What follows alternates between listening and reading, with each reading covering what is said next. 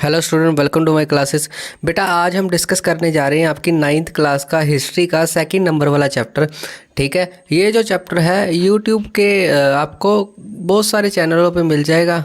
ये जो चैप्टर मैं जो करवाऊंगा आपको with special notes with tricks आपको समझाऊंगा। इससे बाहर आपको एग्जामिनेशन में कोई भी क्वेश्चन देखने को नहीं मिलेगा। ठीक है, 9th क्लास के मैंने बड़े सारे चैप्टर को कवर कर दिया है। आप मेरी प्ले लिस्ट में जाके वहाँ से आप देख सकते हो। सभी के सभी चैप्टर विद स्पेशल नोट्स से हैं। आप वो नोट्स डाउनलोड भी कर सकते हो with the help of link in description. तो विदाउट वेस्टिंग एनी टाइम हम वीडियो को शुरू करते हैं। तो जो चैप्टर है, जैसे कि आपने थंबनेल देख ही लिया है, ये जो चैप्टर है मैं आपको टिप्स और ट्रिक्स से कराऊंगा। ठीक है, फुल चैप्टर एक ही वीडियो में होगा और विद स्पेशल नोट्स करवाऊंगा। चैप्टर का नाम है सोशलिज्म इन यूरोप, ठीक है, एंड रशियन रेवोल्यूशन।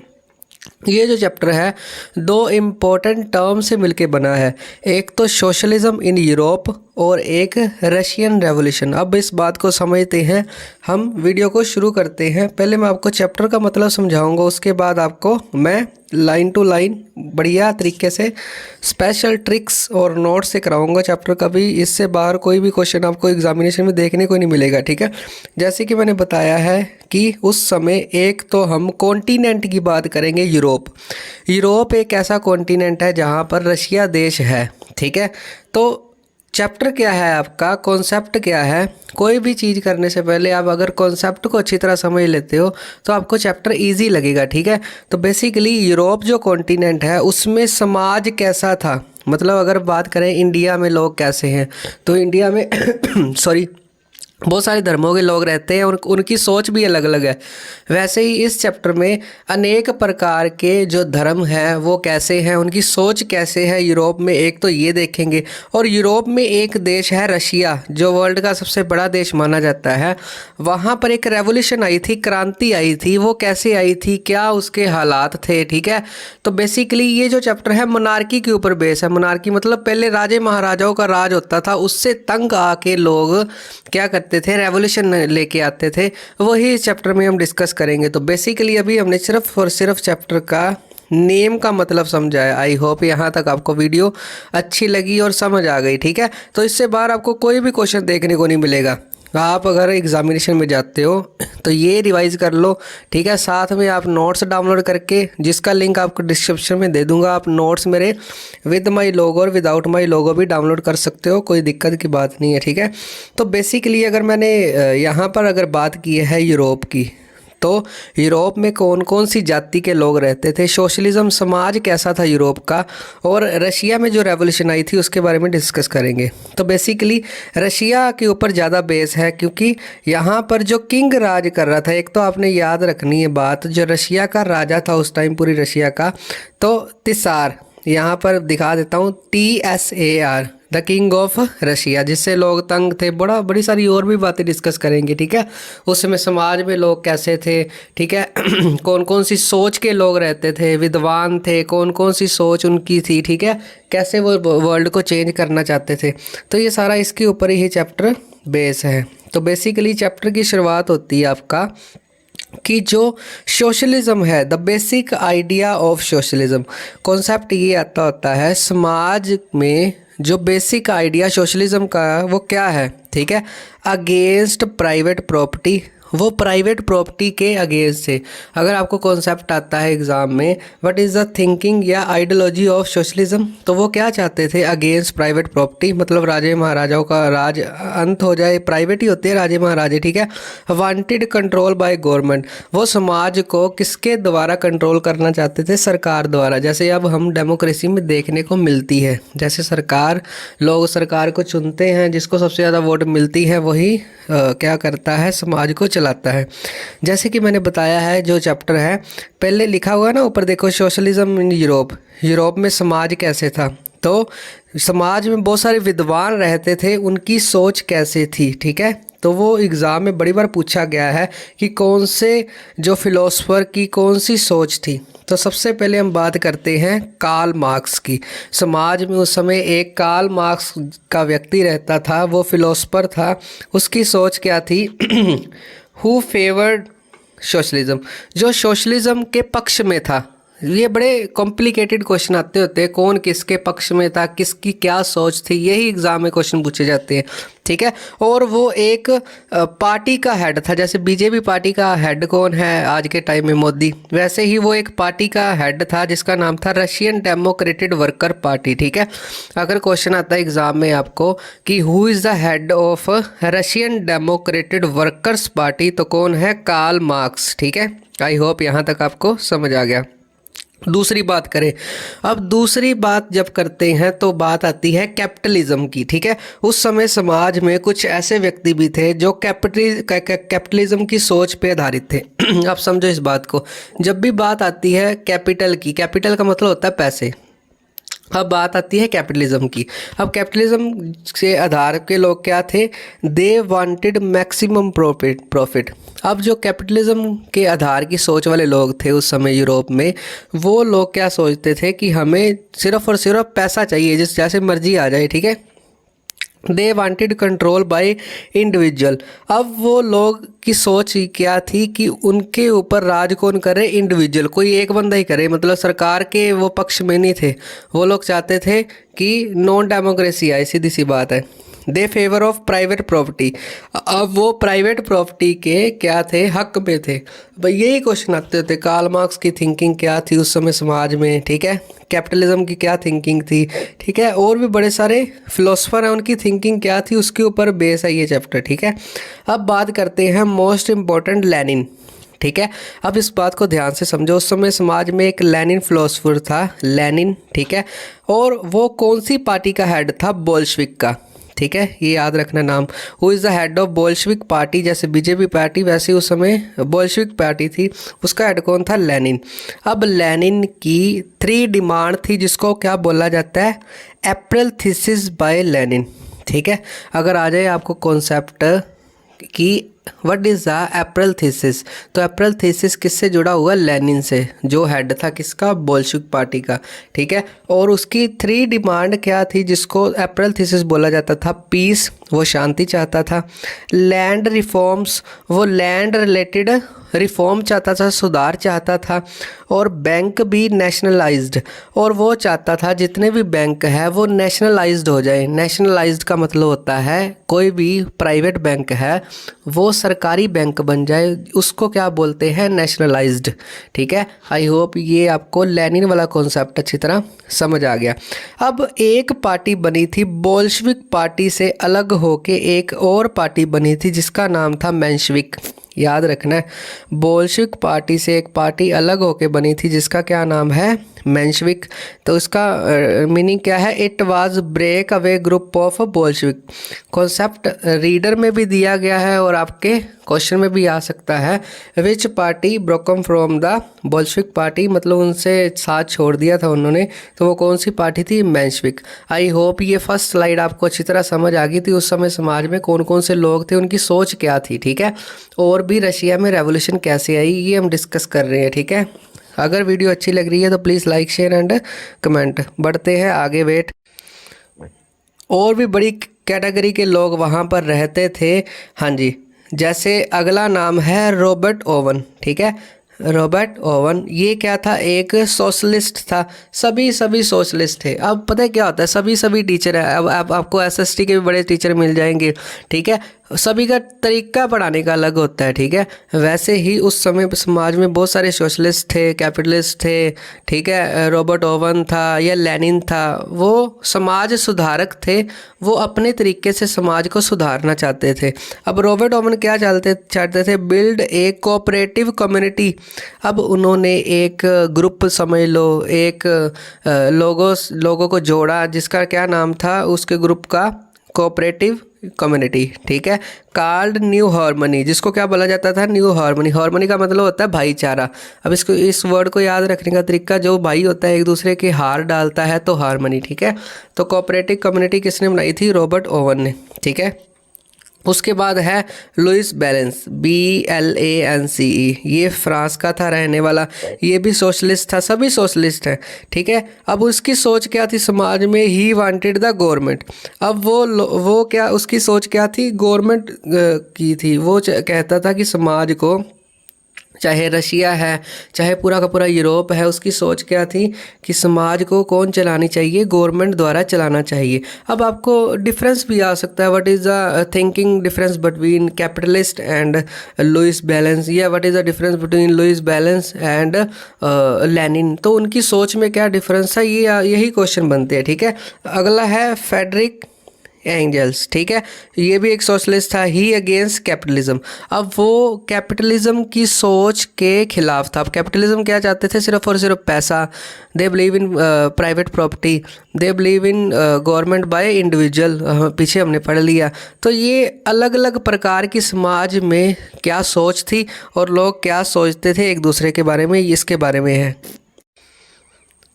अगला इम्पोर्टेंट आता है जिसके ऊपर क्वेश्चन बनते होते हैं एग्जाम में, स्टालिन। अब स्टालिन के बड़े सारे क्वेश्चन आते हैं, ध्यान से समझना इस बात को। ठीक है, अब स्टालिन जो था वो भी एक सोशलिस्ट था। Stalin industrial policy. अब स्टालिन ने एक अपना प्लान बनाया था जिसको बोला जाता है इंडस्ट्रियल पॉलिसी। अगर क्वेश्चन आता है आपको हु इन्वेंट या who started the industrial policy, तो वो कौन है, स्टालिन। ठीक है, अब उसने क्या क्या किया, 5 ईयर प्लान को इंट्रोड्यूस किया। उसने ये बोला था कि कोई भी प्लान बनाना है उसका 5 साल का प्लान बना के चलो कि हमने अगले आने वाले 5 सालों में क्या करना है। ठीक है, दूसरा पॉइंट नेशनलिज्म। ठीक है, अब वो नेशनलिज्म के बेस पे आधारित था, देश से प्यार करता था। ठीक है, फिक्सेशन ऑफ प्राइस, उसकी सोच क्या थी या उसने क्या किया था, प्राइस को फिक्स कर दिया था। उसकी ये सोच थी कि सभी प्राइस फिक्स होने चाहिए एक पर्टिकुलर टाइम पीरियड तक। ठीक है, ताकि सभी को क्या मिल सके, आसानी से वो चीज़ प्रोवाइड करवाई जा सके। ठीक है, अब उसने बूस्ट किया था, बूस्ट का मतलब होता है बढ़ावा देना। आयरन और स्टील इंडस्ट्रीज़ को बूस्ट किया था कौन सी पॉलिसी में, स्टालिन इंडस्ट्रियल पॉलिसी। ठीक है, तो बेसिकली उसकी सोच थी 5 ईयर प्लान। ठीक है, फिक्सेशन ऑफ प्राइस। ठीक है, बूस्ट उसने क्या किया था, आयरन और स्टील की इंडस्ट्री को बूस्ट किया था। अब आ सकता है जो स्टालिन था वो किसके खिलाफ था, कुलाक्स। ठीक है, KULAKS, कुलाक्स कौन थे, ये आगे भी आएगा, अभी बता देता हूँ। उस समय किसानों को क्या बोला जाता था, कुलाक्स। ठीक है, अगर आ जाए which personality is against the kulaks, किसानों के खिलाफ थी, वो कौन सी थी, स्टालिन। अब क्यों खिलाफ थी ये हमने इतना डीप नहीं जाना, मतलब उसकी कोई उसको जो उसको पसंद था, उसकी सोच थी, जो उसको अच्छा लगता था वो इस बात को एक्सेप्ट करता था। ठीक है, आई होप ये स्टालिन वाला कॉन्सेप्ट आपको अच्छी तरह समझ आ गया।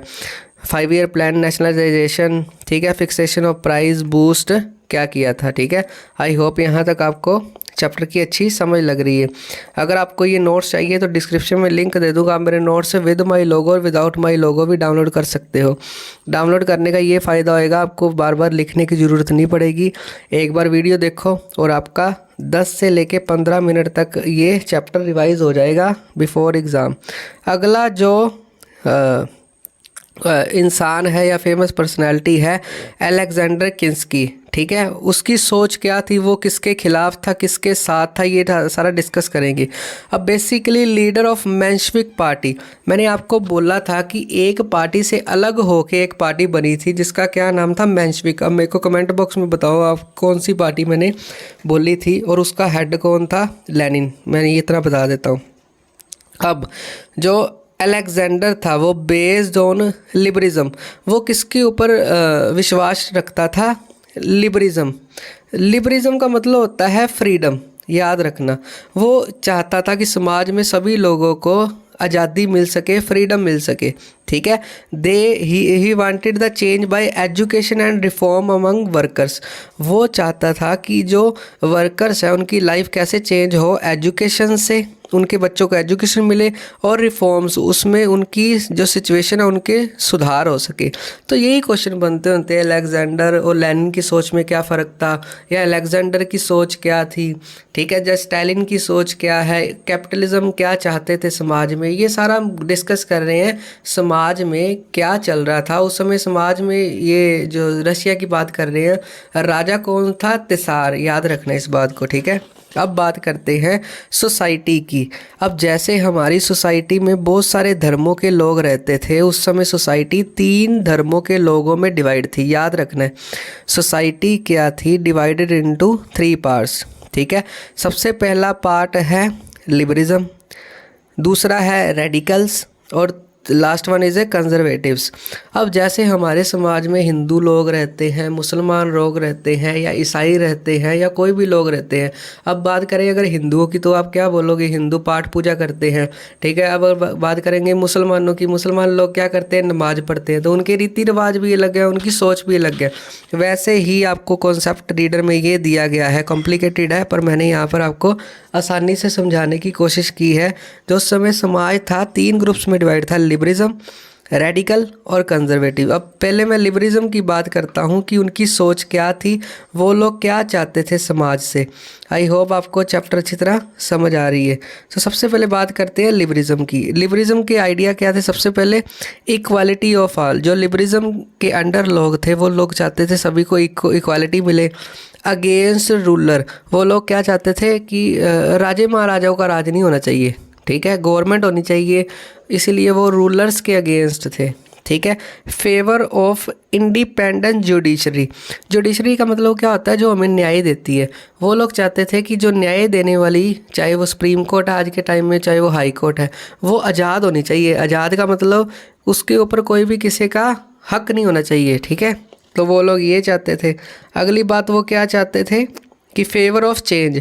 ये लोग समाज में चेंज लाना चाहते थे, अच्छा चेंज लाना चाहते थे।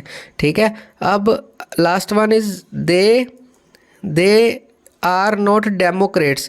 अब वो उनको पूरी तरह डेमोक्रेट्स नहीं बोला जा सकता था। किसको, जो लिबरल्स लोग थे उनको डेमोक्रेट्स नहीं बोला जा सकता था। आपको क्वेश्चन आता है why the liberals are not called Democrats. उनको इतना अच्छा होने के बाद भी डेमोक्रेट क्यों नहीं बोला जाता था। पहले आपको बता दो डेमोक्रेट का मतलब क्या होता है, गवर्नमेंट जिनको लोग सबसे ज़्यादा वोट देंगे वही सरकार चलाएगा, वो होता है democracy. Because they against universal adult franchise. वो लोग खिलाफ थे यूनिवर्सल एडल्ट फ्रेंचाइज के। आपको पेपर में शॉर्ट क्वेश्चन ये आ सकता है, which group is against universal adult franchise. तो लिबरल्स क्या थे, दे अगेंस्ट वोट ऑफ वुमेन। ये यहाँ पर मार खाते थे। वो लोग इतना अच्छा काम कर रहे थे पर वो लोग किसके खिलाफ थे, वुमेन्स की वोट के खिलाफ थे। ठीक है, ये उनकी नेगेटिव बात हो गई, बाकी सारी पॉजिटिव बात। आई होप यहाँ तक आपको अच्छी तरह समझ आ गई। उसके बाद बात करते हैं रेडिकल्स की। जो रेडिकल्स थे उनके आइडियाज़ क्या थे, believe in universal adult franchise. वही बात आ गई, ये लोग जो रेडिकल्स थे लोग वो यूनिवर्सल एडल्ट फ्रेंचाइज को मानते थे। मतलब वोट के सभी को अधिकार हो, चाहे वो वुमेन हो चाहे वो मैन हो। दूसरा point, believe all have right to vote. वो लोग ये मानते थे कि सभी को वोट्स के अधिकार होने चाहिए, चाहे वो काला है, गोरा है, वुमेन है, मैन है, चाहे जो मर्जी है। ठीक है, अगला पॉइंट इनका, oppose the privileges of rich. Oppose the privileges of rich. Privileges का मतलब होता है सुख सुविधाएं। ठीक है, वो जितनी भी उस समय समाज में रिच को सुख सुविधाएं मिलती थी, मतलब गरीबों को मिलती नहीं थी, अमीरों को मिलती थी, वो उसके खिलाफ थे। ठीक है, दूसरा सपोर्टेड सफरेज मूवमेंट। हाँ जी, सफरेज मूवमेंट क्या थी, वुमेन्स को वोट के अधिकार दिलाने वाली मूवमेंट क्या थी, सफरेज मूवमेंट। याद रखना आपको आ सकता है किस ग्रुप ने सपोर्ट किया था वुमेन को वोट दिलाने का, तो रेडिकल्स से। उसके बाद बात करते हैं कंजर्वेटिव्स। अब कंजर्वेटिव थोड़े से नेगेटिव थे, याद रखना। अगेंस्ट फ्रीडम, वो लोग फ्रीडम के अगेंस्ट नहीं थे। लाइक रूलर, वो राजे महाराजाओं को लाइक करते थे। ऑटोक्रेटेड रूल। ऑटोक्रेटेड रूल क्या होता है, राजे महाराजाओं का रूल सॉरी। ठीक है, उसको लाइक करते थे। यहाँ पर हमें ये पता चला लिबरल्स भी अच्छे थे, रेडिकल भी कई तरीके से अच्छे थे, कंजर्वेटिव थोड़े से नेगेटिव उनका आ गया इम्पैक्ट। ठीक है, अब नेक्स्ट पॉइंट, अगेंस्ट चेंज। वो लोग चेंज के खिलाफ थे। वो लोग चाहते थे जैसे समाज चल रहा है, राजा चल रहा है, चला रहा है, तो वो चलता रहना चाहिए, कोई चेंज नहीं होना चाहिए। तो that is the difference between 3 group in the society. I hope यहाँ तक आपको अच्छी तरह समझ आ गई ये स्लाइड। चलते हैं अगली स्लाइड में। अगर आपको अच्छा लग रहा है तो प्लीज़ लाइक। यहाँ तक आते आते हमें ये पता चल गया कि समाज में कौन कौन सी सोच के लोग रहते थे, कितने ग्रुप्स में डिवाइड था, और भी बड़ी सारी बातें जो समाज में चल रही थी उसके बारे में हम डिस्कस करेंगे। उस समय समाज में एक ग्रुप बना हुआ था वाइट एंड ग्रीन्स का, ग्रीन्स एंड वाइट का बोल लो या वाइट एंड ग्रीन का। अब वो लोग कौन थे? वो एक they were group of people, एक ऐसे लोगों का ग्रुप था against Bolshevik party and started civil war. दो बातें याद रखनी है, ग्रीन्स और वाइट्स लोगों का ग्रुप बना हुआ था, वो किसके खिलाफ थे? बोल्शविक पार्टी। अब बोल्शविक पार्टी का हेड कौन था मेरे को कमेंट बॉक्स में बताओ, ठीक है। और सिविल वार उन्होंने शुरू की। अब दो तरह की वार होती है, एक होती है सिविल वार और एक होती है वर्ल्ड वार। वर्ल्ड वार वो होती है जहाँ पर दो देश या उससे ज़्यादा देश आपस में लड़े। सिविल वार क्या होती है? जब एक ही देश के अंदर लड़ाई होती है। तो Bolshevik party, there is a civil war between Greens and white people and Bolshevik party. क्यों? क्योंकि वो आपस में पसंद नहीं करते थे, ठीक है। अब वाइट्स और ग्रीन्स को किन लोगों ने सपोर्ट किया? अमेरिकन, ब्रिटिश, जापानीज, ठीक है। इन सभी देशों ने इनका सपोर्ट किया। आई होप यहाँ तक आपको अच्छी तरह समझ आ गई है, ठीक है। छोटा सा कॉन्सेप्ट आता है कुलकास। अब मैंने बताया था ना, यहाँ पर पिक्चर लगाई है, पीजेंट्स ऑफ रशिया। रशिया के जो किसान थे वो कौन थे? कुलकास। अब मेरे को ये बताओ, ऊपर हमने पढ़ा है कुलकास जो थे किसान थे, उनको कौन कैसी पर्सनैलिटी थी फेमस जो पसंद नहीं करती थी उनको? अगली बात आती है, जैसे हमारे रूल्स एंड रेगुलेशन बनते हैं पार्लियामेंट में, ठीक है। जितने भी रूल्स बनते हैं वो कहाँ पर बनते हैं? पार्लियामेंट में। वैसे ही रशिया का जो राजा था, ठीक है, वो कहाँ पर रूल्स एंड रेगुलेशन बनाता था? पार्लियामेंट में। और पार्लियामेंट का नाम क्या था? Duma, DUMA। Parliament of Russia कब बनी थी? 1905। किसके द्वारा? तिसार द्वारा। तिसार कौन था? किंग था। अब बात करते हैं, हमने समाज में बड़े सारे देख लिए महान योद्धे हैं या फिलोसफर्स हैं, उनकी सोच क्या है, कौन कौन है? स्टालिन है, ठीक है, अलेक्जेंडर क्रिंस्की है, या कोई और भी है जो मैं नाम भूल भी गया, ठीक है। जितने भी हैं वो हमने देख लिया, उनकी सोच क्या है। अब बात करते हैं कि उस समय समाज में वर्कर्स की लाइफ कैसी थी, ठीक है। बिफोर रेवोल्यूशन, रेवोल्यूशन के आने से पहले, क्रांति आने से पहले रशिया में वर्कर की लाइफ कैसे थी? तो ये इमोजी बना है सैड, तो बुरी थी। Working 10 to 12 hours a day, उनको गधों की तरह काम करवाया जाता था 10 से 12 घंटे दिन में, ठीक है। पेड लेस, उनको जो सैलरी थी बड़ी कम दी जाती थी। पुअर कंडीशन, उनकी कंडीशन इतनी ज़्यादा पुअर थी कि उनको खाने और पैसे को तरसाया जाता था उस समय बिफोर रेवोल्यूशन। आपकी रीडर में ये जो चैप्टर है बड़ा कॉम्प्लिकेटेड दिया गया है, मैंने इसको बड़े आसानी से समझाने की कोशिश की है। एक बड़ा इंपॉर्टेंट इंसिडेंस आता है ब्लडी संडे का। जैसे हमने पढ़ा है ना कि वर्कर्स की लाइफ बड़ी बुरी थी, ठीक है, तो वर्कर्स ने भी कुछ किया होगा, तो वही है वर्कर्स ने क्या किया और उस इंसिडेंस को क्या बोला जाता है? Bloody Sunday. ब्लडी संडे मतलब खूनी संडे। संडे वाले दिन कुछ बुरा हुआ था, वो क्या बुरा हुआ था हम डिस्कस करेंगे। बात है 1905 की, 1905 की। तो ब्लडी संडे की स्टोरी क्या है? व्हेन रशियन वर्कर डिक्लाइन 20%, मतलब जो रशियन वर्कर्स थे वो उनकी सैलरी को ना 20% कम कर दिया गया था उस समय समाज में, क्योंकि उनको इतना काम करवाया जाता था, सैलरी भी उनकी कम कर रहे थे। कब की बात है? 1905। ब्लडी संडे कब हुआ था? 1905 में। ये थोड़ी सी पीछे वाली स्टोरी है। प्राइजेस ऑफ गुड रोज़, जो उस समय खाने के जो प्राइजेस थे वर्कर्स के लिए इतने ज़्यादा हाई हो गए थे, मतलब सैलरी कम देना, उनसे काम इतना करवाना और चीज़ों को महंगा कर देना। उस समय क्या हुआ, एक आपने 4 वर्कर्स के नाम नहीं याद रखने, 4 मेन वर्कर थे, उनके हेड थे, उनको काम से निकाल दिया गया था, डिसमिस कर दिया गया था, ठीक है। तो ये वर्कर्स को बड़ा अच्छा फील नहीं हुआ। उन्होंने ये बोला कि हमारे जो 4 लीडर थे मेन, उनको काम से निकाल दिया है, ठीक है। तब क्या हुआ? देन जनवरी 1905 का दिन आ गया। ये तो थोड़ी हिस्ट्री थी थोड़ी सी उसके पीछे वाली, ठीक है। अब आता है ब्लडी संडे वाला दिन। Large number of workers led by, अब ये एक बात याद रखनी है, बहुत सारे वर्कर्स को इकट्ठा किया। कौन सा बंदा था? एक फादर गैपोन, याद रखना सबका फादर था, ठीक है। Reach Saint Petersburg petition to tsar. अब पता है क्या उसने, अब वो वर्कर कौन था जो लेके गया था? वो था फादर गैपोन। कहाँ पर लेके गया था? सेंट पीटर्सबर्ग एक जगह है रशिया में। पटिशन क्या थी? पटिशन मतलब अर्जी किसको लगाने गया था? तिसार को। ठीक है, तिसार कौन है? राजा, हमें पता है वो बड़ा क्रूल है। ठीक है, उसके बाद राजा ने क्या किया? देन 100 वर्कर्स किल, 100 वर्कर्स को मार दिया गया। मतलब वहाँ पर लड़ाई शुरू होगी। 300 वुंडेड, 300 जख्मी हो गए। ये इंसिडेंट संडे को हुआ था, इसलिए इस स्टोरी को बोला जाता है, इस कॉन्सेप्ट को बोला जाता है ब्लडी संडे। आई होप यहाँ तक आपको अच्छी तरह समझ आ गई। अब आता है अगला कॉन्सेप्ट छोटा सा जो हमने पढ़ा है। डूमा क्या थी? Parliament of तिसार।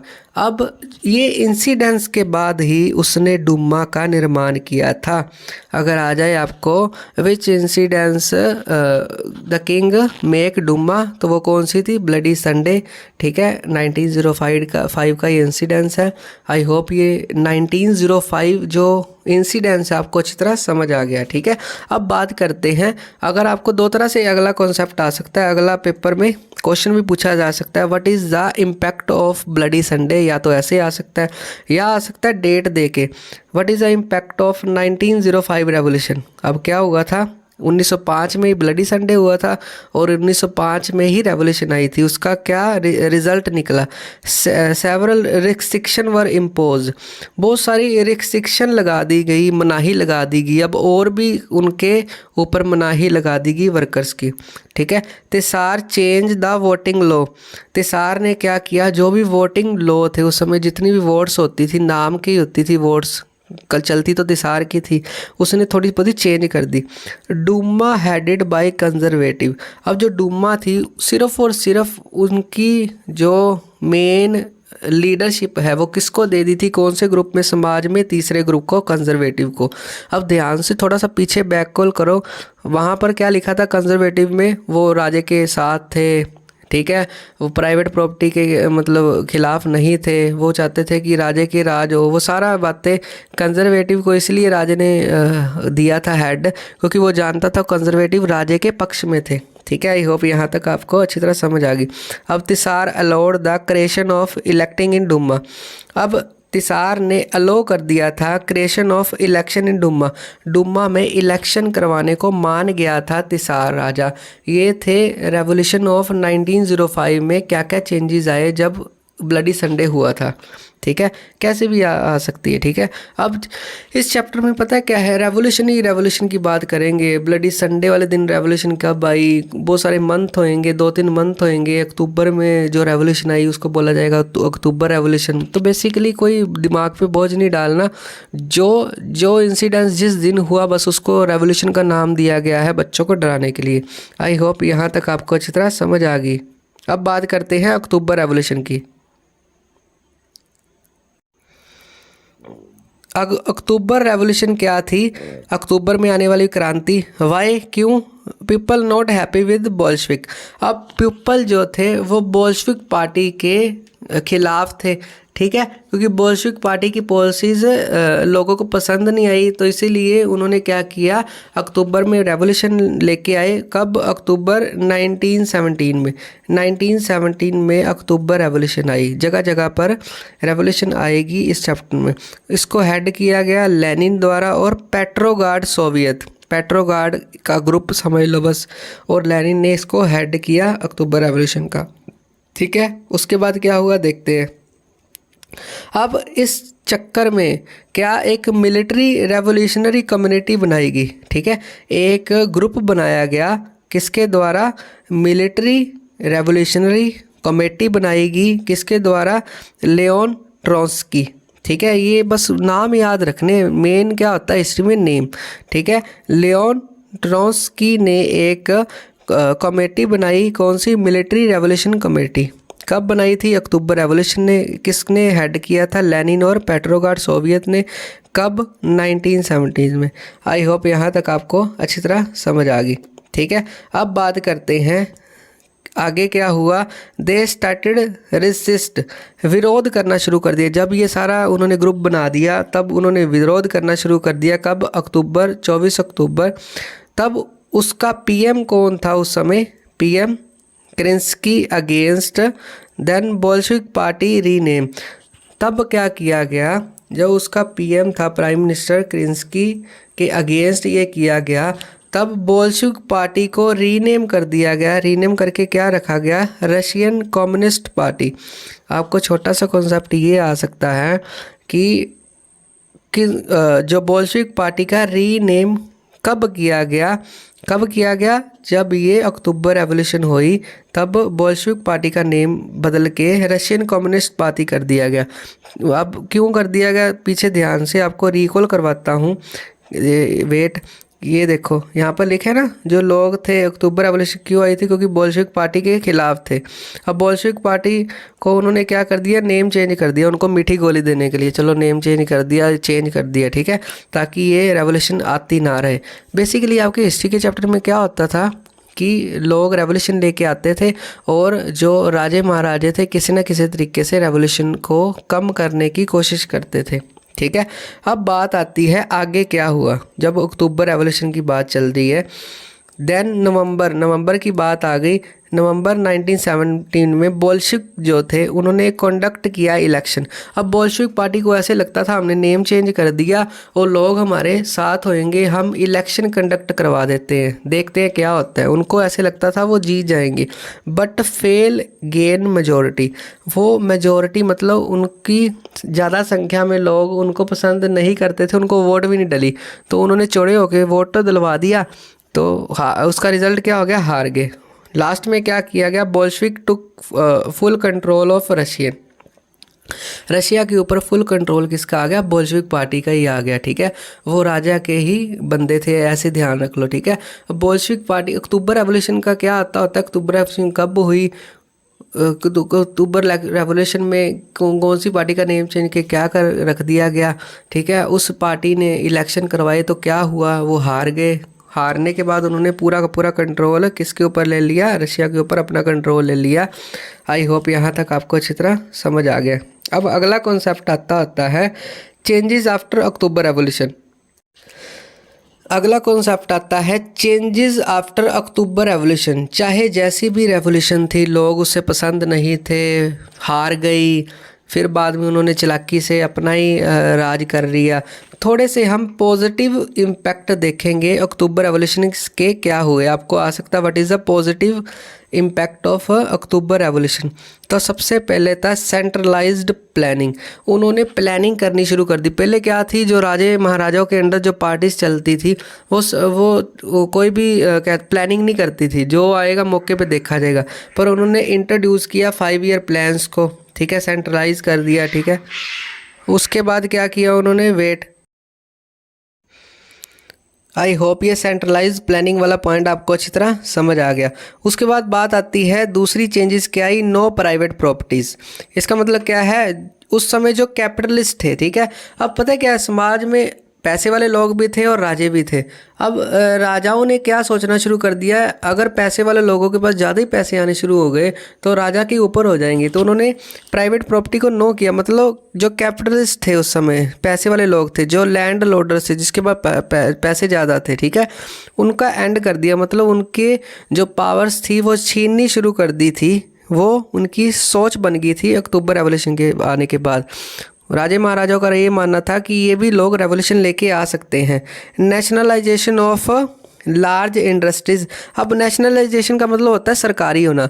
उस समय अक्टूबर में रेवोल्यूशन आने के बाद सरकार कौन थी, राजा महाराजा ही थे, ठीक है। तो राजे महाराजाओं ने अपने अंडर में क्या कर दिया, इंडस्ट्रीज़ को कर लिया, रेलवेज़ को कर दिया, ट्रांसपोर्टेशन का नेशनलाइजेशन कर दिया, ताकि पावर किसके हाथ में रहे, मतलब राजाओं के हाथ में रहे। अब बात करते हैं रसिया की सोसाइटी कैसी थी। हमने पढ़ा था ना, रशिया में 3 ग्रुप्स के लोग रहते थे। अब बात करते हैं ओवरऑल रशिया की बात करें 20वीं सेंचुरी की। कॉन्सेप्ट रीडर में भी दिया गया, क्वेश्चन में भी आ सकते हैं, ठीक है। तो पहला पॉइंट है वुमेन पेड लेस। वुमेन्स को कम तनख्वाह दी जाती थी, या तो वुमेन तो काम करती नहीं थी, अगर काम करती थी अच्छी थी उसकी हालत, तो वुमेन्स को एक मतलब सैलरी कम दी जाती थी, ठीक है। 31% इन द फैक्ट्री लेबर। अब वुमेन की संख्या क्या थी, 31% ही थी। मान लो 100 बंदे काम कर रहे हैं, उसमें से कितनी वुमेन है, 31। मतलब सिचुएशन भी वुमेन्स की अच्छी नहीं थी। और वहाँ पर उस समय सोसाइटी में, रशिया की सोसाइटी में 2 तरह के वर्कर्स लोग रहते थे।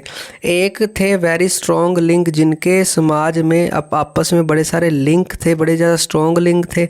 और दूसरे सम सेटल्ड इन सिटीज़, कुछ वर्कर्स ऐसे थे जो सिटीज़ में सेटल्ड होके रहते थे, अपना गुजारा करते थे। आपको क्वेश्चन ये आ सकता है, what is the society of Russia, explain the Russian society. तो ये सारे पॉइंट लिखोगे आपको, ठीक है। और उस समय जो चर्च थे, चर्च कौन थे, जो लोग पादरी वगैरह थे वो लार्ज संख्या में थे। उस समय जो चर्चिस थे, ठीक है, उनकी सोच क्या थी, ऑर्थोडॉक्स। ऑर्थोडॉक्स का मतलब होता है पुरानी सोच, ठीक है, बुरी सोच भी बोल सकते हो। उस समय जो चर्च अच्छे नहीं थे और चर्च के जो हेड थे वो राजे से मिले हुए थे या राजे खुद ही थे, ठीक है।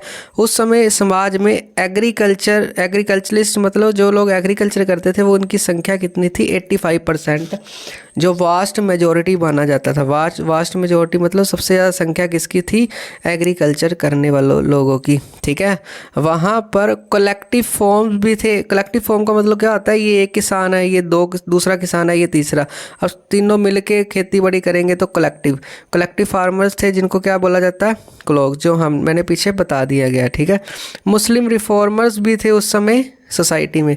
अब मुसलमानों के कुछ रिफॉर्मर्स थे, सुधार लाने वाले थे समाज में, जिसको क्या बोला जाता था, जद्दीस, ठीक है, JADDIDISTS, जद्दीस, ठीक है। एज इट इज़, ये आपको ये याद रखना पड़ेगा। आई होप यहाँ तक आपको अच्छी तरह समझ आ गई है। उसके बाद जैसे अक्टूबर रेवोल्यूशन आई, वैसे ही एक फरवरी में रेवोल्यूशन आई, फेब रेवोल्यूशन भी बोलते हैं इसको। उसके रीज़न आ सकते हैं आपको एग्ज़ाम में, what is the reason behind Feb revolution, जो कब आई थी, 1970 में, ठीक है। अब बात करते हैं फर्स्ट वर्ल्ड वॉर की। जो नेगेटिव उस समय ना, ये मैंने बताया ना 1917 की बात है, तो फर्स्ट वर्ल्ड वॉर कब चली थी, 1914 से लेके 1980 तक, बीच में आ गई ना। तो फेब रेवोल्यूशन आई थी 1917 की। उनके क्या थे रीज़न, क्या थे, इम्पैक्ट ऑफ इंडस्ट्रीज़ के ऊपर बड़ा बुरा प्रभाव पड़ गया था उस समय जो वार चल रही थी।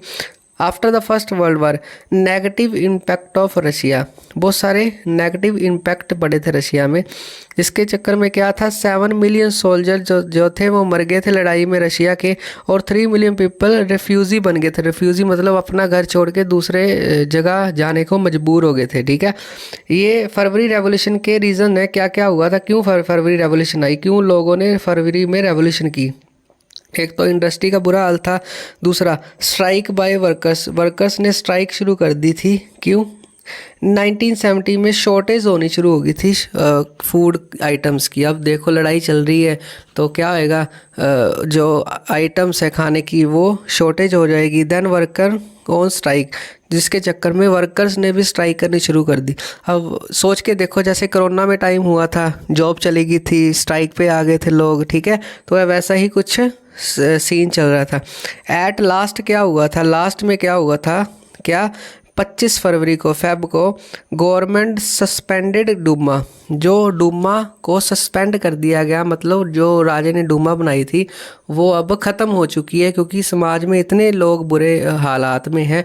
अब राजा कैसे चलता है, कोई भी किंग है वो अपनी प्रजा के ऊपर ही डिपेंड होता है, ठीक है।